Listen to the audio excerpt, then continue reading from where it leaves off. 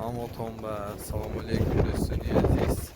امروز 22 ژانویه 2021 هوا خنک برای پرچگاهی که از نویگری باخبر کرده سیر میفتم برای همه آدما زمین ها یخ کردگی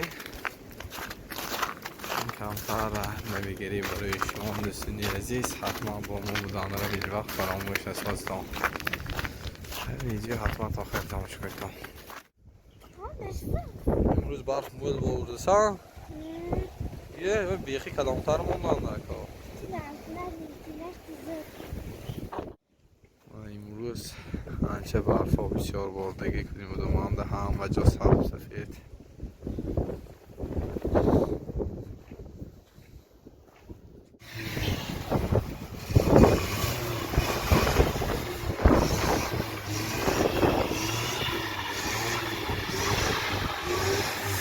دتاو زمین یخ کرد که ماشینا هم چیزون نمورا چه دیسیتان خدا تا ماشینا چه رشور یخ کرده غیجی ده برا اساس ماشه امروز اما خونکی وقت چه غیجی ساسو نرد بینتان زمین چه رشور یخ کرده